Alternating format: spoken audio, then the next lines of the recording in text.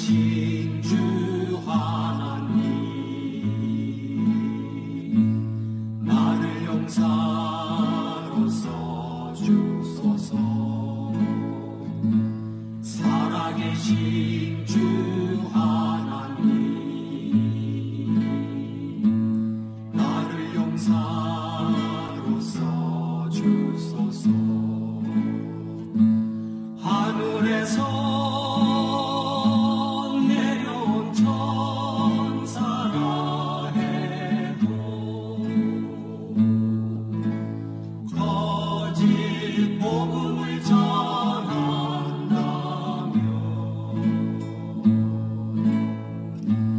나는 싸우리라.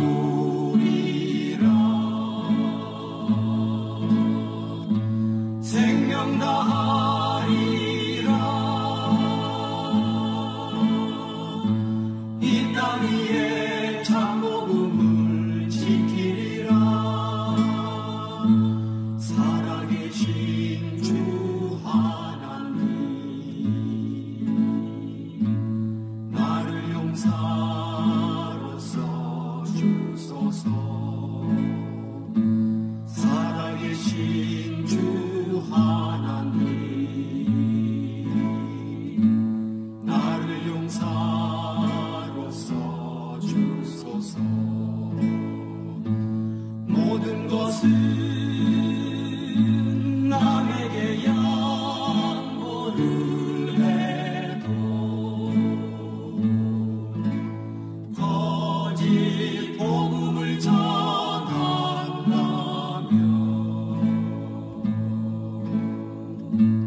나는 싸우리라.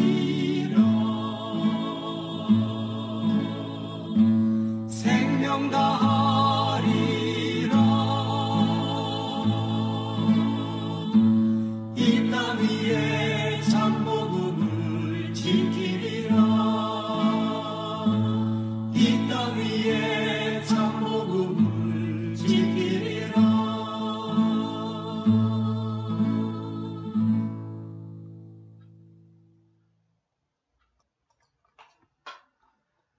안녕하십니까?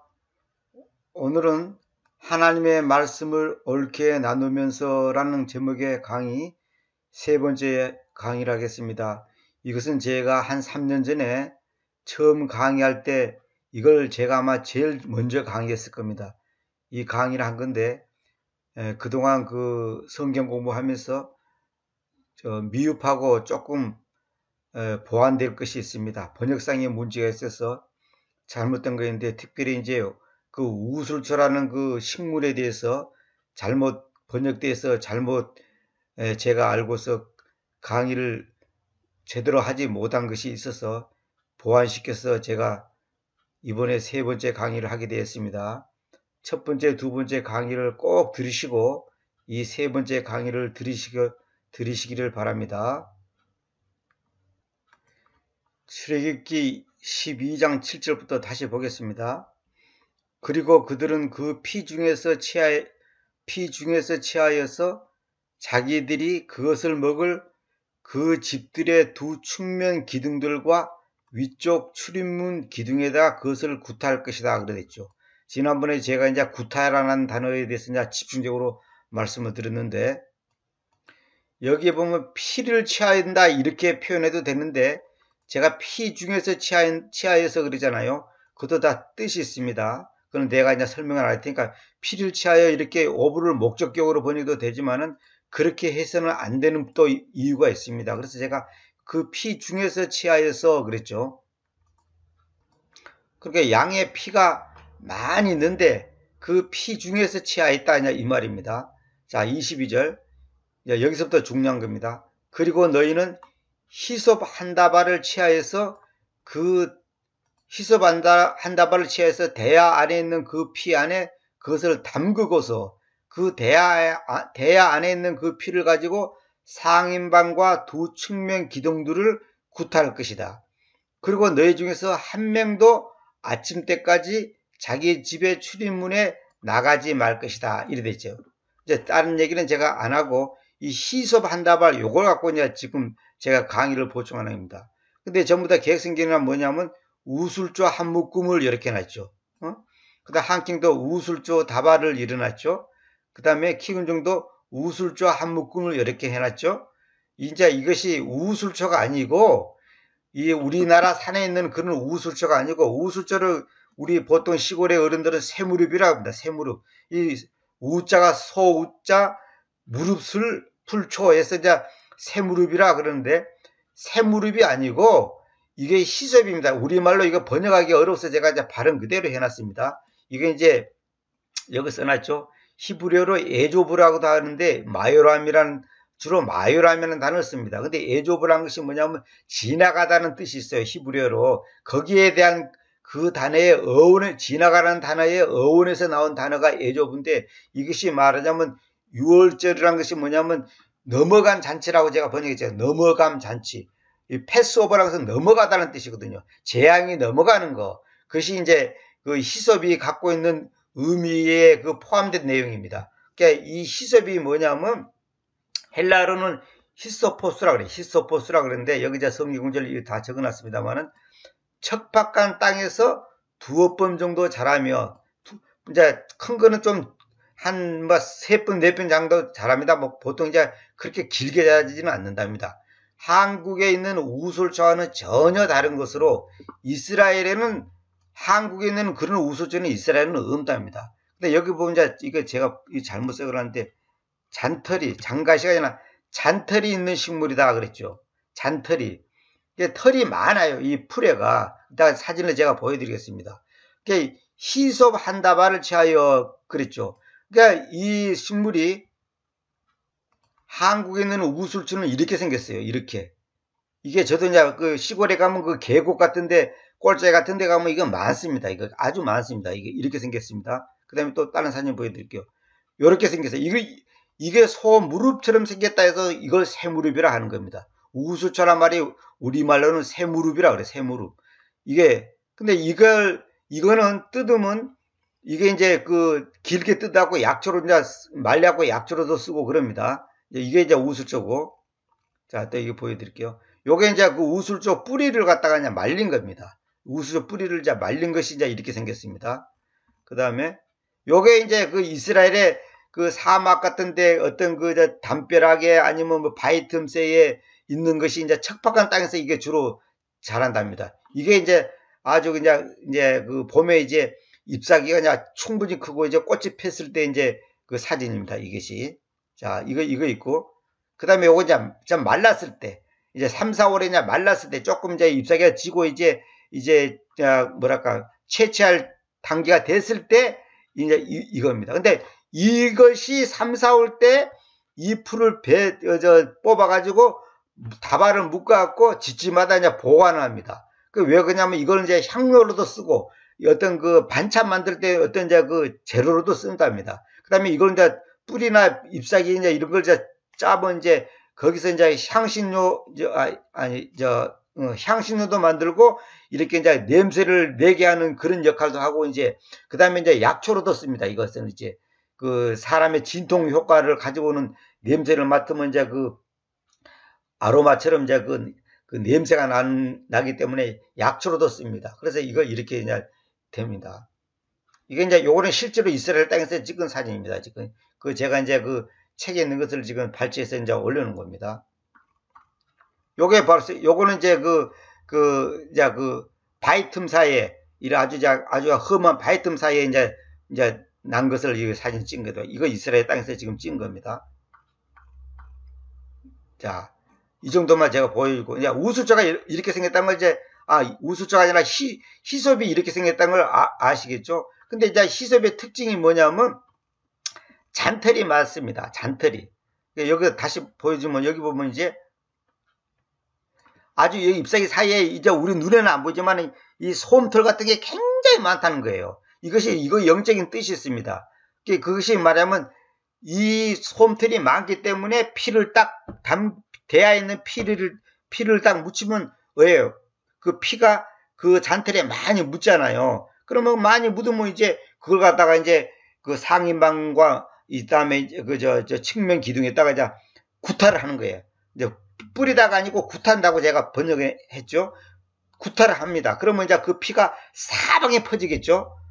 이건 뭔지 아십니까? 이 많은 잔털이 있다는 것은 뭐냐면 우리 죄가 많다는 것을 상징한답니다. 이 죄가, 우리 죄가 많다는 거예요. 그 많은 죄를 그 피 속에 담그는 거예요. 그래서 때리면 쫙 퍼질 거 아닙니까? 그러면 이 천지 사방에 퍼질 거 아닙니까? 그건 뭐냐? 온 세상 사람의 죄를 속량한다는 그런 영적인 상징적인 의미가 있습니다. 성경에 보면 이스라엘의 그 어떤 그 풍습이라든지 그런 것들이 전부 다 그 교리적으로 깊은 뜻이 있는 겁니다. 이렇게 생겼죠. 자, 이걸 염두에 두고 여러분 이제 이 강의를 들으시기 바랍니다. 근데 이제 이걸 전부 다 이제 우술초라 이렇게 번역해 버리니까 이런 우리나라 우술초 갖고는 이 피가 묻혀지질 않아요. 물론 몇 방울은 묻혀지겠죠. 근데 이거는 묻혀질 수가 없는 거예요. 피를 많이 이렇게 머금을 수가 없는 거예요. 이거는 안 되는 거예요. 그리고 이 우술초를 갖고 이제 구타를 하는데 구타를 하면 이거는 잘라져 버려요. 뭐랄까 부러져 버립니다. 이건 실제로 시골에서 만져본 사람은 알 겁니다. 저도 이거 실제로 이제 그 지리산 근방에 이제 산에서 어떤 분하고 직접 가서 다 이제 캐봤는데 때리면 그냥 부러져 버립니다. 이거는. 근데 여기 이스라엘에 있는 그 히솝이라는 풀은 이 풀은 말라놓으면 줄기가 빳빳해지면서 쉽게 부러지질 않습니다. 이것도 영적인 뜻이 있습니다. 이따가 내가 이제 말씀을 통해서 보여주겠습니다만은 예수님께서 다른 빨리 죽게 하려고 유대인 병사들이 강도들의 다리를 부러뜨렸잖아요. 근데 예수님의 다리는 안 부러뜨렸단 말이에요. 왜냐하면 이미 돌아가셨기 때문에. 요것도 다 이제 예언적인 의미가 있고 뜻이 있는데, 히솝으로 갖고 때리면 쉽게 부러지질 않아. 이게 말라가지고.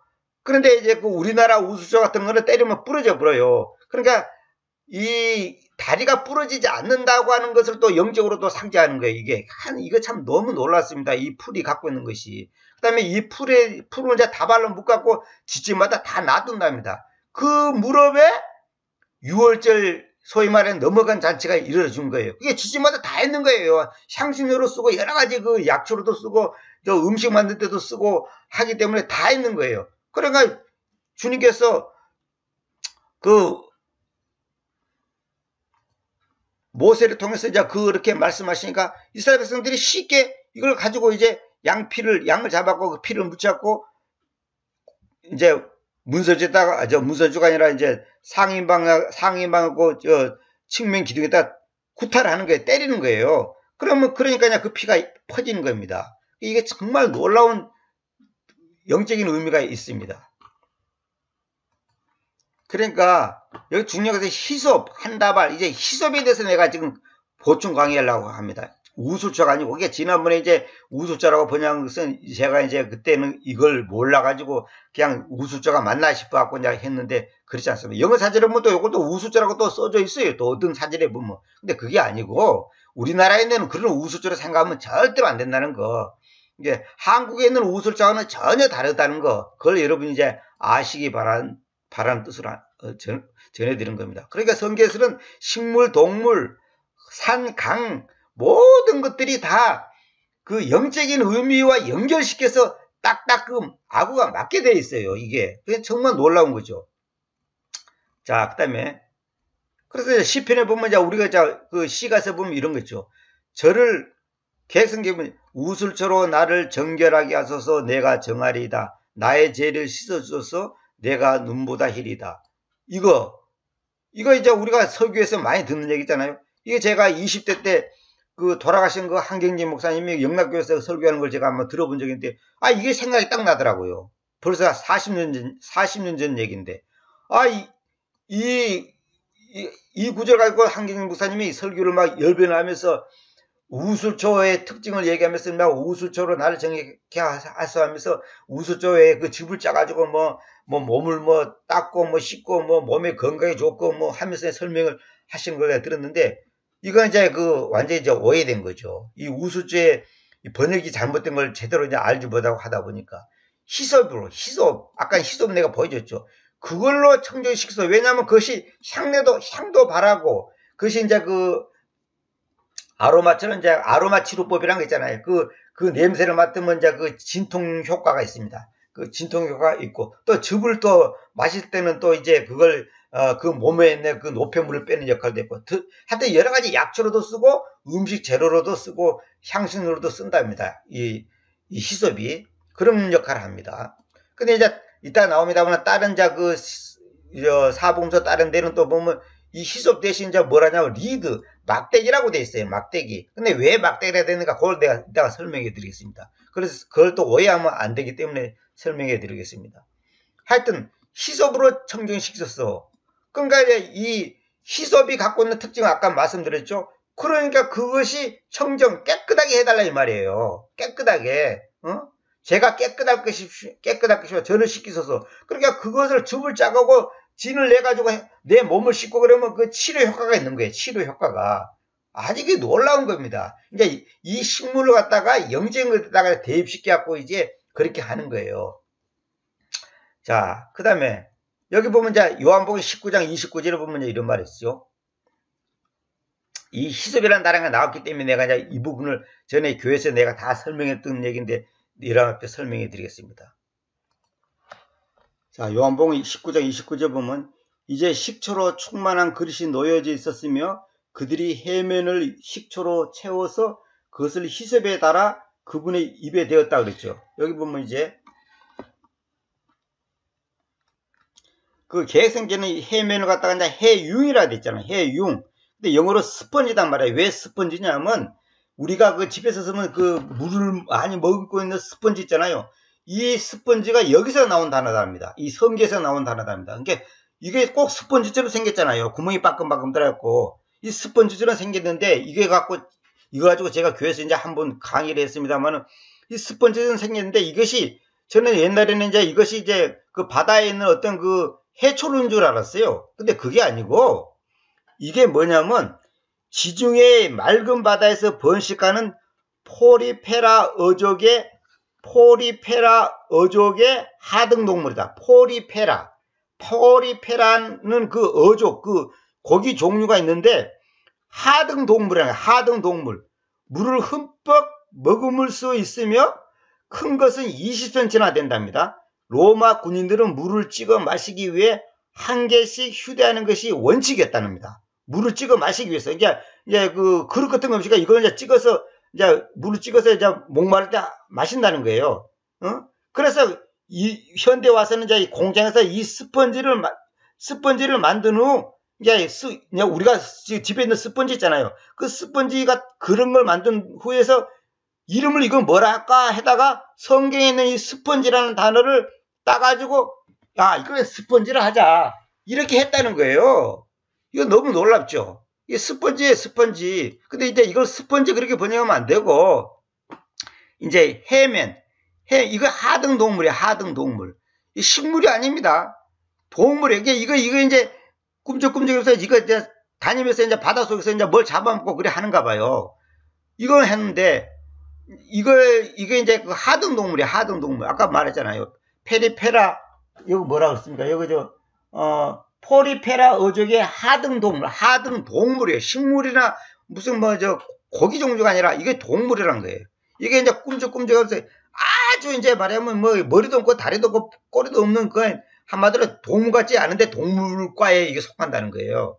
근데 여기 식초 나오죠. 식초. 이 식초가 이제 이따가 이제 내가 또 성경 본문 나오면 자세히 설명하겠습니다만은 이 식초란 단어가 이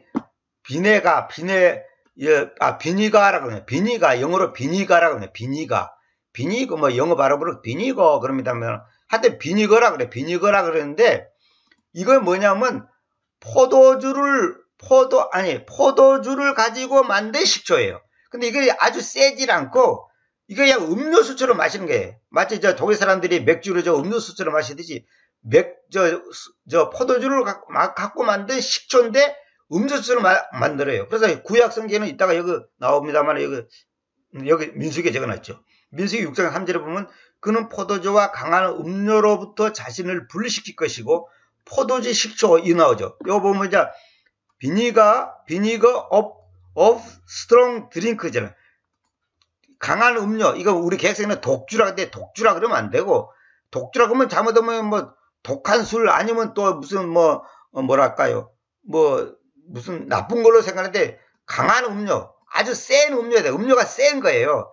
강한 음료로 이 식초를 만드는 거예요. 식초. 근데 이거 제가 식초라고 번역했지만 사실상 우리가 집에 그 냉장고에 있는 그런 식초하고는 좀 다른 것이 뭐냐면 이거는 음료수처럼 마시는 거예요. 음료수처럼. 이게 포도주로 가지고 식초로 만드는데 이제 약하게 만들어갖고 물을 마시는 거예요. 그게 뭐냐면 이스라엘 사람들은 먼지도 많고 그렇기 때문에 포도주가 또 이제 그거 역할 하잖아요. 뭡니까, 몸을 씻겨주고 또 이 피로 회복에도 좋지 않습니까? 이걸 비니거라는 건데 요거 이제 그런 거예요. 이게 식초라는 것을 항상 성경에서 이 단어가 나왔을 때는 그걸 염두에 주시기 바랍니다. 이 재료가 포도주로 막 만들어요. 여기도 내 적어놨는다. 가만히 써보세요.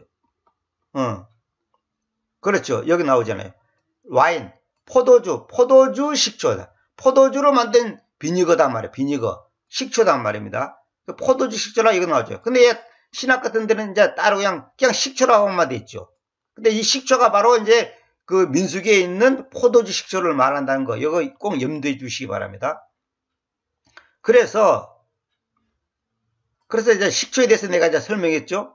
그 다음에 해면에 대해서 설명했죠. 해면이 이렇게 생긴 거예요. 예? 영어로 스펀지예요, 스펀지. 이게 우리가 쓰는 스펀지가 이 성경에서 나온 단어를 그대로 이용한 거예요. 왜냐하면 사람들이 만든 스펀지나 이 하등동물 이 바닷속에 있는 이 해면이나 모양새가 똑같거든. 비슷하니까 그냥 이거 스펀지라 하자. 이래가지고 스펀지라고 했다는 거예요. 그것을 이제 히섭에 달아. 근데 여기 보면 이제 중요한 게 뭐냐면 히섭이 나왔잖아요. 히섭. 근데 요걸 이제 영어로 그대로 번역하면 그 스펀지를 히섭 위에 두고 이 말이에요. 히섭 위에 두고. 이게 히섭이 뭐냐면 아까 말한 것처럼 이 풀이 여러 가지 가지가 이제 장가지가 많이 뻗어 있잖아요. 그것을 한 다발을 딱 묶어가지고 그 위에다가 얹는 거예요. 그 위에다가 얹어가지고 이제 해면을 그 위에다가 얹어가지고 물을 묻혀가지고 예수님 물이 아니라 식초를 채워가지고 예수님 입에다가 딱 대주는 거예요. 왜냐하면 이걸 이제 마시면 목 해갈도 되고 약간의 그 진통 효과도 있는 거예요. 또 재밌는 것이 뭐냐면 이 히솝이 이제 향내가 나기 때문에 그 향내를 맡으면 사람이 약간 뭐라 그럽니까? 우리가 향내를 맡으면 약간 몸이 이제 노곤해지면서 이제 약간의 피로 회복을 이제 도와주잖아요. 그게 이제 아로마요법이 그런 거예요. 아로마 식물에 채취한 아로마로 몸을 마사지하고 치료하는 방법이 있잖아요. 보통 여자들이 많이 하는데 이거 굉장히 이제 그런 의미가 있어요. 그런데 예수님이 그걸 거절했죠. 예수님은 그걸 안 마셨죠. 예수님은 고통을 덜기 위해서 어떤 인간적인 방법을 사용하지 않아요. 온전히 그 고통을 감당한 거예요. 온전히. 정말로 조금 더 구김 없이 온전히 감당하는 거예요. 이거 다 영적인 의미가 있는 겁니다. 우리도 하나님께서 우리에게 연단을 줄 때 그것을 그 고통을 없애기 위해서 몸에서 이 장깨를 부르고 잔머리를 부르고 어떤 편법을 쓰면 안 되는 거예요. 그걸 온전히 감당하는 거예요. 주님께서 나에게 주신 연단을 온전히 감당하는 거예요. 다윗이 옛날에 성경에 보면 사람 숫자 세우고 군대 숫자 세우고 이제 신하를 시켜갖고 이제 전국에 숫자를 셌잖아요. 그래갖고 그것 때문에 하나님께서 징계했잖아요. 그때 하나님께서 징계 때 다윗이 그것을 완전히 감당하는 거예요. 그것을 완전히 회개하고 내가 하나님 앞에서 교만했구나. 그걸 온전히 감당하는 거예요. 하나님께서 우리 각자에게도 살아가면서 여러 가지 고난이 있습니다. 고난이 없는 사람은 이 지구상에 아무도 없어요. 정도의 차이가 있는 것 뿐이지. 그 고난을 온전히 감당해야지. 그걸 고난을 벗어나기 위해서 편법을 쓰고 어떤 부정한 방법을 쓴다든지 그러면 안 되는 거예요. 그래서 몰래 숨다든지 이러면 안 되는 거예요. 그걸 온전히 감당하는 거예요. 그러니까 현실 도피로 이러면 안 되는 거예요. 그래서 히섭에 달아가지고 그분이 입에 대었다 하잖아요. 그래서 왜 내가 달았다는 말을 쓰냐면 매달았다는 것보다도 그 히섭 위에 얹는 거예요. 얹으니까 이제 히섭 위에 얹고 이렇게 표현해도 되는데 나중에 보면 이제 갈대 위에 얹었다는 말이 또 나와요. 갈대에 달았다는 말이에요. 이 히섭 대신 이제 리드라는 단어 써요. 갈대라는 단어 써요. 왜 갈대냐? 이게 갈대, 나는 처음에 굉장히 의아했어. 갈대라는 것은 강가에 있는 갈대인데, 그걸 보고 성경은 갈대라고 하는데, 왜 히섭을 또 갈대라는 표현을 쓰냐면, 히셉의 그 가지 하나하나가 갈대처럼 생겼잖아요. 갈대. 그러니까 이제 이거 기자에 따라서, 이 보는 시각에 따라서 이제, 갈대처럼 생겼으니까 갈대라고 표현한 경우도 있고, 히셉이라는 표현한 것도 있는데, 히셉을 갈대라고 표현한 것이지, 갈대가 구역, 강가에 있는 갈대로 생각하면 안 됩니다. 같은 단어 쓰더라도 그걸 염두에 두고 잘 보셔야 됩니다. 가지 하나가 갈대처럼 이제 능청능청하게 하니까 이제 그 갈대라고 이제 그 표현을 한 겁니다. 그래서 히셉의 달아 그분이 위배되었다는 거예요. 그래서 제가 이제 이게 제가 식초 얘기도 보완시켰고, 전에는 이제 그걸 내가 충분히 설명 안 했죠. 1강, 2강에서는 해면, 식초 이런 단어에 대해서 충분히 설명을 못 했죠. 제가 그때는 잘 몰라가지고, 그때는 뭐 그런 책도 없고 그런 자료가 나한테 없어가지고 못 했는데, 이번에 이제 이걸 제가 이제 그 히셉을 연구하다가 이제 이걸 전부 다 이제 밝혀냈습니다. 저한테 이제 그런 좋은 책들이 있고, 앞으로 이제 그 좀 더 시스템을 갖춰갖고 카메라, 그 방송국에 있는 카메라처럼 그런 걸 갖추면 이걸 제가 자세히 이제 그 보여줄 건데, 그걸 못 보여줘서 좀 안타까운데, 하여튼 이제 그렇다는 걸 여러분 아시기 바랍니다. 그래서 히브리서 9장 19절에 보면 이제 나오죠. 왜냐하면 모세스가 그 법 토라에 따라 모든 백성에게 각가지 지침을 이야기하고 나서 그는 수송아지들과 염소들의 피를 물과 주황색 양모와 히솔과 함께 취하여서 그 책과 모든 백성 둘 다에 흩뿌렸다. 흩뿌렸다고 해서 흩어뿌렸다 이 말이에요. 스프링쿨러란 말을 여러분 들어봤죠? 스프링이란 말은 팍 흩어서 뿌리는 거예요. 그럼 뭐냐, 만 백성에게 그 피가 완전히 이제 그 적용된다는 그런 영적인 의미가 있습니다. 이거 너무 놀라워요. 하여튼 이 단어 하나하나가 너무 놀랐습니다. 그러니까 히솔과 함께 그랬죠. 그러니까 그 당시 이스라엘 백성들이 그 넘어간 잔치 할 무렵이 3, 4월인데, 그때 마치 이 히솔을 다 걷어들여갖고 지체마다 다 갖고 있었다는 거예요. 다 갖고 있으니까 양 잡아가지고 피 묻혀갖고 피를 갖다가 이렇게 상임 문설지에다가 구타하는 것은 아주 쉬운 거예요. 지체마다 다 있는 거예요, 이것이. 그러니까 이거 아주 흔히 다 있는 풀이라는 거예요. 근데 여기 보면 이제 아까 말한 것처럼 이제 마태복음 27장 28절하고 마가복음 15장에서는 이제 히솔대에서 갈대라는 단어 써요. 리드. 이 갈대라는 단어 씁니다. 보세요. 그런데 당장에 그들 중에 한 명이 달려가서 해면을 취하여서 식초로 그것을 채우고 갈대에 달아서 그분으로 하여금 마시게 하였다. 요 갈대 위에 그것을 두었다 이래 됐죠. 갈대 위에. 리드가 갈대라는 뜻이거든. 그 왜 갈대라는 단어를 쓰냐면 그 히솔의 막대기 그 가지 하나하나가 갈대처럼 생겼잖아. 그래서 그냥 갈대라는 단어를 쓴 거예요. 갈대라는 것이 꼭 강가에 있는 것만 갈대가 아니고, 그렇게 이제 길게 흐느적 가는 것을 다 그 통칭해서 갈대라고 한다는 거죠. 그 다음에 여기 스폰지에 대해서 아까 내가 설명했지만은, 지중해 맑은 바다에서 번식하는 하등 동물이다. 물을 흠뻑 머금을 수 있으면 그 큰 것은 20cm나 된다고 내가 이제 아까 설명해 드렸죠. 그 다음에 여기 이제 비니거라는 말이 뭐냐면 신포도주, 헬라어로 옥소스라 그럽니다. 빵을 찍어 먹는 데 사용되었으며, 보세요. 로마 군인들에게 계란과 물을 섞어 만든 일종의 음료수였다는 거예요. 로마 군인들. 계란과 물을 섞어 갖고도 이렇게도 했다는 거예요. 그 당시. 이게 식초, 포도주로 갖고도 만들어 갖고도 했는데, 또 계란과 물을 섞어 갖고 만든 일종의 음료수라는 거예요. 이게 이제 일종의 이제 신포도주 식초죠. 이게 포도주로 만든 식초라는 거예요. 그냥 아까 민수기에서는 여기 나오죠. 민수기에서는 뭐라냐면 포도주 식초라 이래 됐죠. 포도주 식초라 이래 됐죠. 근데 여기서는 이제 이건 다양하게 로마 군인들에게 계란과 물을 섞어 만든 일종의 음료수다. 이것을 신포도주를 갖다가 일종의 음료수 역할을 했다는 거예요. 이게 물을 섞었다는 말은 뭐냐면 이제 그것을 그 포도주를 농도를 약하게 만든 거예요. 약하게 만들어갖고 이렇게 이제 음료수로도 쓰고 여러 가지 빵을 찍어 먹을 때도 이걸 쓴다는 거예요. 참 놀라운 거죠. 제가 이거 신포도주라고 말한 것은 뭐냐면 이제 식초인데 재료가 포도주로 갖고 만들었기 때문에 이제 신포도주라고 내가 해놓은 거예요. 이게 다른 사전에 보면 신포도주라고 되어 있습니다. 그러니까 포도주로 만든 식초라고 생각하면 됩니다. 그래서 이 갈대란 단어를 그렇게 썼다는 걸 여러분들이 이해하시기 바랍니다. 마가복음에도 똑같은 표현이 나와요. 누군가가 달려가서 해면을 식초로 충만하게 채우고 그것을 갈대에 달아서, 여기 갈대에 달은 이 put in on a lead라 나오죠. 갈대 위에 얹었다는 거죠. 갈대 위에 얹어갖고 그분을 하여금 마시게 하였다. 말하기로 홀로 두어라. 엘리야스가 그를 내려주려고 올 것인지 우리가 보자. 이렇게 했죠. 이게 실제로 식초로 충만하게 채우고 여기도 또 충만하게 채우고 그래 됐죠. 스펀지 나오잖아요. 그러니까 이걸 여러분들이 성경 보면서 이제 왜 이리 다르게 됐나 이제 그걸 잘 이해를 해야 됩니다. 그러니까 성경은 그 기자에 따라서 그 쓰는 사람 따라서 이제 그 시각이 이제 그냥 갈대라고 쓰는 사람이 있고 이제 히솝이라고 쓰는 단어가 있는데 실제로 이제 히솝입니다. 히솝.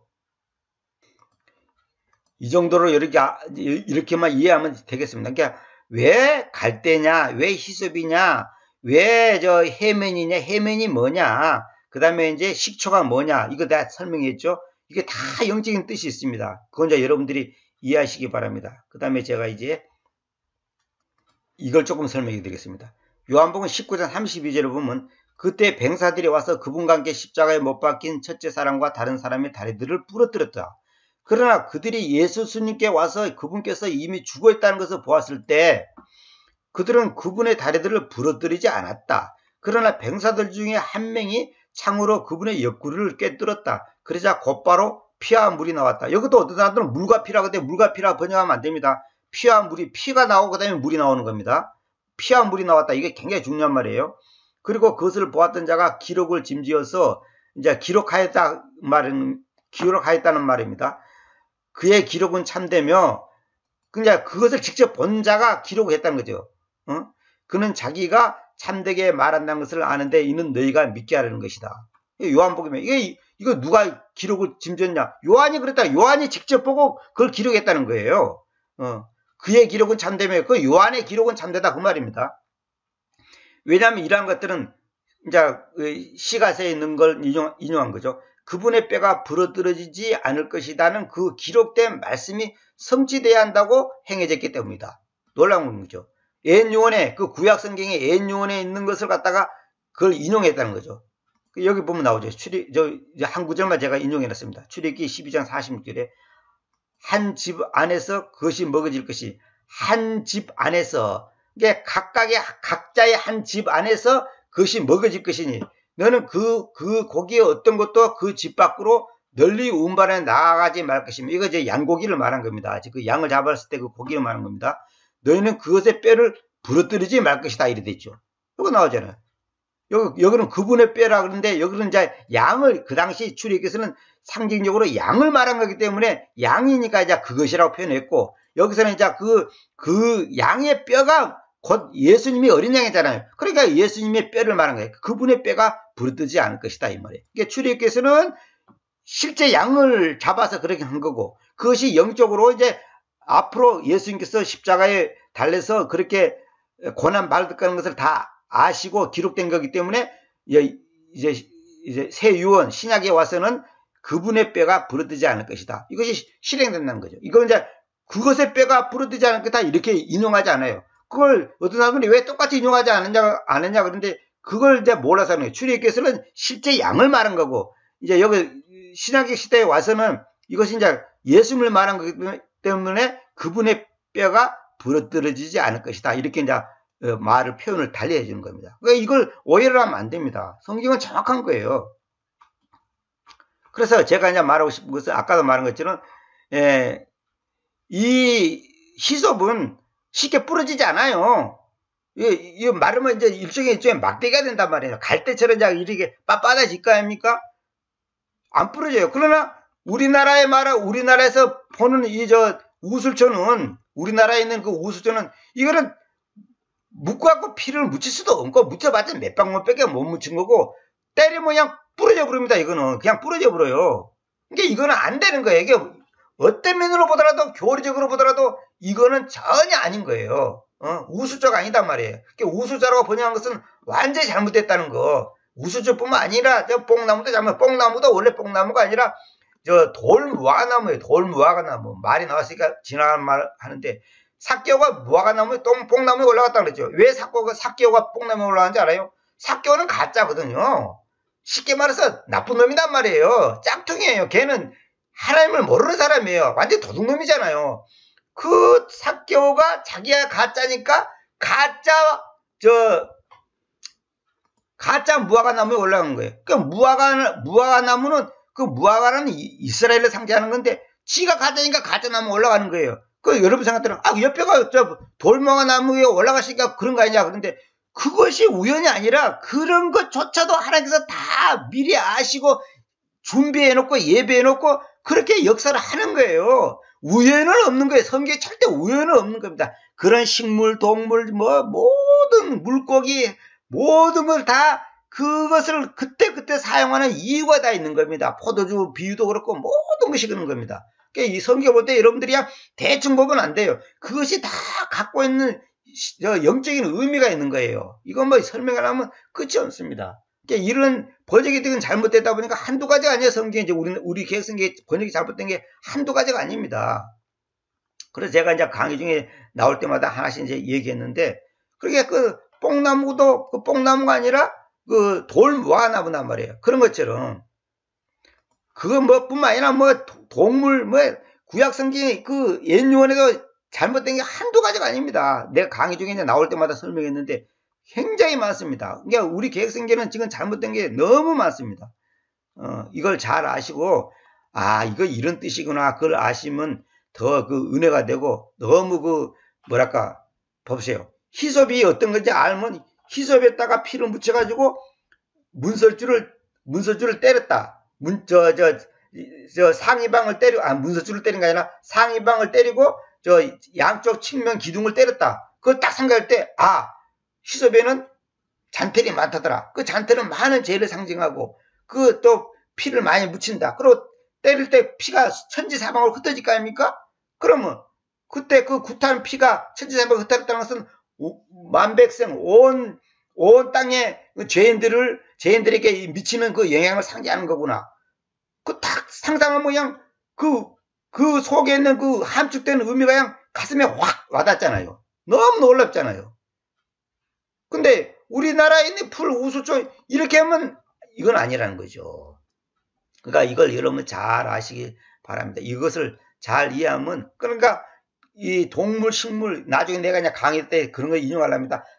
산, 강 이런 것도 다 이유가 있으면, 허다못해 들판 이런 것도 다 이유가 있으면 그 지형, 그 계절 또 뭡니까 그런 어떤 그 상황 있잖아요. 그것도 다 이유가 있는 거예요. 그래서 성경 지리 공부해보면 너무 기가 막혀요. 왜 아브라함을 그 당시 있는 곳에 불렀으며, 내가 전에도 그 다른 강의에서 다 사진까지 보여줘서 설명했는데, 왜 허구 많은 민족 중에 이스라엘을 택했으며 왜 이스라엘 나라가 중동지에 거기에 있냐. 내가 전에 설명했죠. 그게 아시아, 그 다음에 아프리카, 그 다음에 유럽 다 지나가는 길목이에요. 그게 길목. 그게 너무 놀라워요. 내가 사진까지 보여주는 옛날에 다 그 다른 강에서 말씀 전해드렸죠. 왜 그 길목에 이스라엘은 백성을 살았고 그 사람들을 하나님께서 택했냐 이거예요. 아주 적은 무리이기 때문에 택했다 그랬거든요. 그 길목에 있단 말이에요. 그러니까 모든 사람들은, 그 지구에 있는 땅의 사람들은 이스라엘을 통과해야 돼요. 이거 너무 중요한 거예요. 모든 사람은 십자가를 통과해야 되는 거예요. 예수를 통과해야 되는 거예요. 그래야지만이 거기에 참된 평화와 생명이 있는 거예요. 그러니까 그 지리적인 것까지도 다 이유가 있는 겁니다. 그래서 제가 말씀드렸죠. 지리적인 거, 역사적인 거, 교리적인 거, 이런 것이 딱딱딱 아구가 맞아떨어져야 돼요. 왜 아브라함이 이삭을 그 모리아산에서 바쳤는가? 그것도 다 이유가 있습니다. 내가 나중에 강의하려고 하는데, 모리아산이 지금이 어디고, 이스라엘 땅이 에덴 동산이 지금이 어디고, 이것도 내가 다 설명하려고 지금 자료가 다 있습니다. 지나가는 말로 모리아산이 예수님이 십자가에 그 못 박힌 그 동산이에요. 그 수천 년 지나서 그것이 형태가 바꿔서 그렇지 바로 그 지점이에요. 그래야지 교리적으로 딱 맞아뜨는 거예요. 성경에서는 지리적인 거, 영적인 거, 문자적인 거, 역사적인 거, 이게 아구가 딱 맞아떨어지는 거예요. 너무 놀라운 거예요. 이제 이것을 여러분들이 잘 알아야 돼요. 그래야지 성경이 눈에가 들어옵니다. 그래서 우리가 사실 지리 공부도 해야 돼요. 저도 지리에 대해서는 무지합니다만 저희한테 그 자료는 어마어마하게 풍부하게 이제 많이 있는데 참 할 게 많습니다. 그런 거는 이제 화면으로 이제 다 그걸 보여주면서 이제 강의를 해야지 이 글로만 해서는 설명이 불가능합니다. 물론 저한테 이제 그건 자료가 이제 다 있고, 이제 제가 다운받아놓고 다 정리해놓은 거 있는데, 그것도 나중에 설명해야 됩니다. 전에도 그 장막 강의, 성막이라고 하는 거, 그냥 그 정확하게 장막이에요, 장막. 그 장막 강의 2번까지만 하고 내가 수도버렸는데, 그것도 사실 자세히 하면 너무너무 심오하죠. 그것도 수십 번 얘기해야 돼요. 그 한두 번 설명하고 될 문제가 아니에요. 장막 강의를 잘 들으면 복음이 모든 것이 딱 그냥 그 속에다 함축되어 있는 거예요. 그러니까 결론은 뭐냐?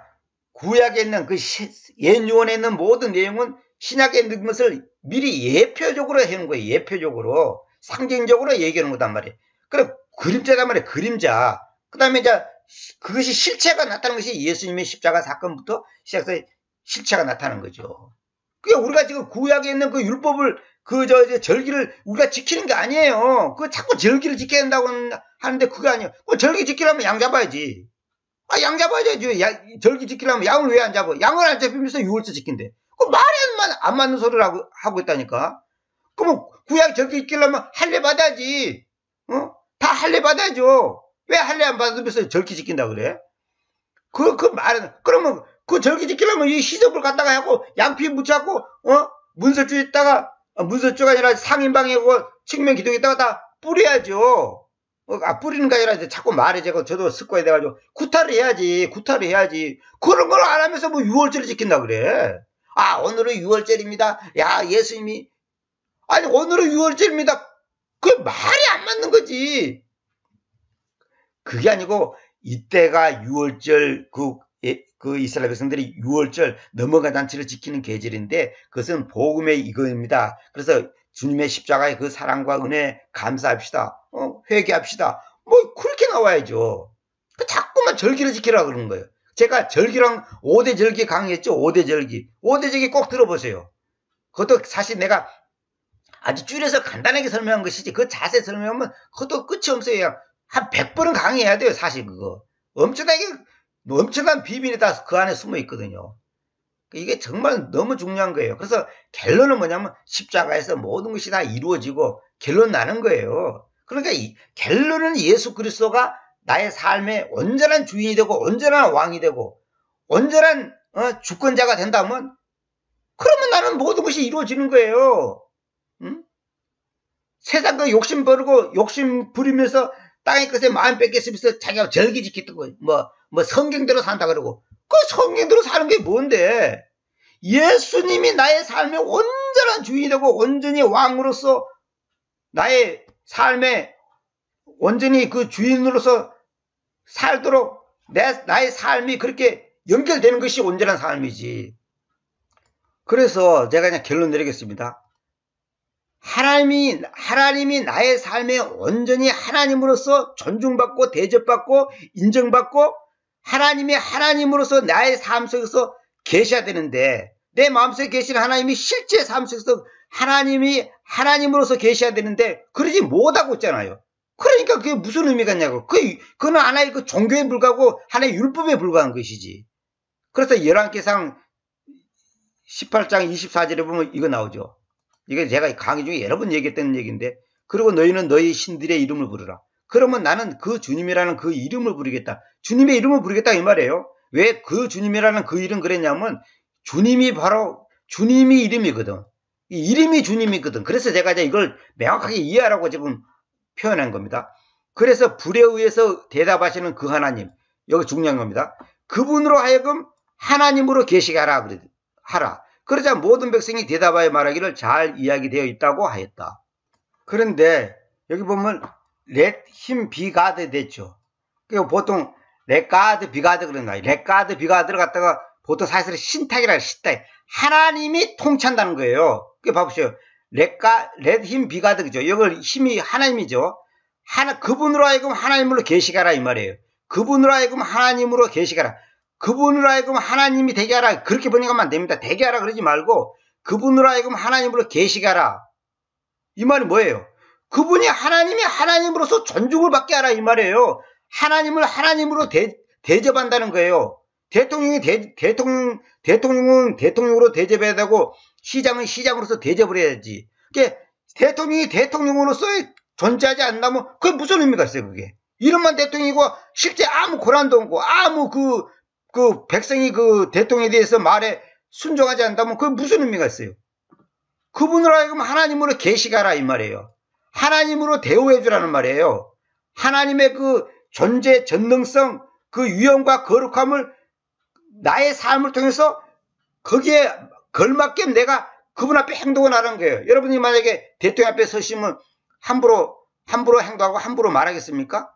그럴 수가 없는 거잖아요. 그렇게 상대가 누구에 따라서 내가 행동이 달라지잖아요. 그분을 하여금 하나님으로 계시가라. 이렇게 됐는데 전부 다 뭐라고 하냐면 그가 하나님이라 일어났죠. 그분이 하나님이다. 그분이 하나님이다 일어났죠. 이런 엉터리 번역 어떻게 이것이 그가 하나님이다 이렇게 번역할 수 있냐고요. 그가 하나님은 He is God가 그가 하나님이지. 그가 하나님은 He is God가 뭐 그가 하나님이라 그러지. Let him be God는 뭐냐 그분들 하여금 하나님으로 계시가라. 이건 내가 다른 강의에서도 한번 얘기했던 얘기인데 이거 너무 정확한 말이거든요.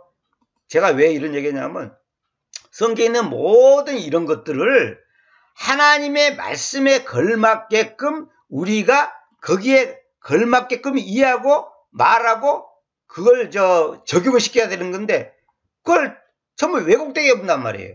그 희석을 갖다가 우리가 생각하는 새 무릎으로 딱 해석해 버리고 웃을 줄 알고 얘기해 버리니까 완전히 그 엉뚱한 답이 나와 버린 거예요. 엉뚱하게 적용돼 버린 거예요. 완전히 이상해져 버린 거예요. 그게 아니단 말이에요. 이런 걸 정확히 알아야 돼. 그리고 우리 개혁성경은 그런 것이 너무나 잘못된 게 한두 가지가 아닙니다. 말하면 깜짝 놀랄 것이 한두 가지가 아니에요. 제가 대충 알고 하다가 수십 군데는 잘못됐어요. 동물, 식물, 뭐 용어들 뭐 너무너무 잘못된 데가 한두 가지가 아닙니다. 전부 옛날에 중국 성경하고 번역하다 보니까 그리 됐어요. 그때 그 당시는 다 지식이 부족하다. 그러니까 이걸 제대로 알아야 되는데 그래서 이거 유튜브나든지 그 기독교 방송에서도 그런 거 갖고 강의하는 거 있잖아요. 유튜브 같은 거 찾아보세요. 그 다 있습니다. 그게. 저한테 이스라엘의 문화에 관계되는 거, 지리에 관계되는 거, 풍습에 관계되는 책이 제가 정확히는 안 씌워봤는데 한 50권은 될 것 같은데 내가 보니까 굉장히 많이 있습니다. 지금도 또 몇 권 또 신청해놨어요. 그런 것들을 제가 이제 전부 발췌해서 전부 이제 제가 잘 모르기 때문에 거기에 대해서 이제 확인을 거쳐서 이제 여러분 앞에 소개해 드리는 겁니다. 그러니까 그분을 하여금 하나님을 계시게 하려면 어떻게 돼요? 똑바로 내가 알아야지. 똑바로 알아야 되는 거죠. 똑바로 알아야 되지. 그럼 대통령인지 뭔지 그걸 알아야지 대접을 할 거 아닙니까? 그분을 하여금 하나님을 계시게 하라. 이것이 우리의 삶의 신앙생활의 어떤 그 기본적인 자세예요. 기본적인 자세. 부모를 부모처럼 대해야 되고, 친구를 친구처럼 대해야 되고, 윗사람은 윗사람처럼 대해야 되는데, 그걸 갖다가 내 마음대로 행동하면 그걸 뭐예요? 그거 아무것도 아니고, 그건 완전히 막가파지. 그게 뭐예요? 그거 아무것도 아니지. 그러니까 성경을 이거 정확하게 한다는 게 너무 중요한 거예요. 그래서 오늘은 이제 제가 지난번에 강의했던 것에 이제 부족한 부분을 보충하기 위해서 이렇게 했습니다. 자, 오늘은 이 정도만 제가 얘기하고 마치도록 하겠습니다. 하나의 말씀을 옳게 나누면서 이거 세 번째 강의를 했으니까 꼭 세 번째 강의 듣는 분들은 첫 번째, 두 번째로 듣고 이 강의를 들으시기 바랍니다. 그때 이거는 제가 초창기 때 제일 처음에 강의한 건데 여러 가지로 미흡한 점이 많았습니다. 그거 여러분들이 이해하시고 앞으로 참고해 주셔서 하나의 말씀을 여기 있는 것처럼 진리의 말씀을 옳게 나누면서 공부하십시오. 옳게 나누면서 이 나누면란 말이 무슨 말이냐면 디바이딩이란 말이에요. 디바이딩 뭐냐면 이 단어와 저 단어 이글과 저글이 다 다르단 말이에요. 그 의미의 차이점이 무엇인지 그걸 잘 이해해야 한다는 거죠. 아무렇게나 하면 안 된다는 거죠. 옳게 나누면서 공부하라. 이거 굉장히 중요한 말입니다. 물론 계획성경의 번역이 좀 잘못됐습니다만은 진리의 말씀을 옳게 나누지 못하고 공부하면 엉뚱한 데 하는 거예요. 적용을 잘못 시켜본다 이 말이에요. 다음 시간에 또 이제 다른 강의에 또 만나 있기를 바라고 이 강의를 마치도록 하겠습니다. 감사합니다.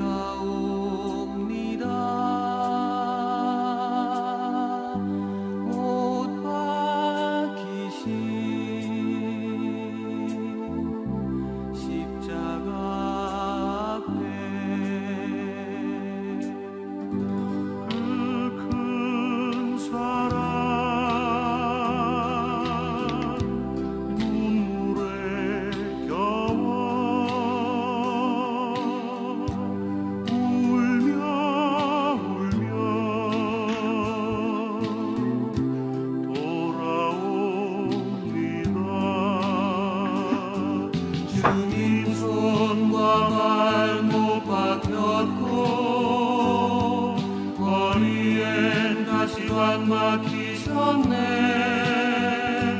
내 모든 죄와 허물 위해 말없이 피 흘려주셨네.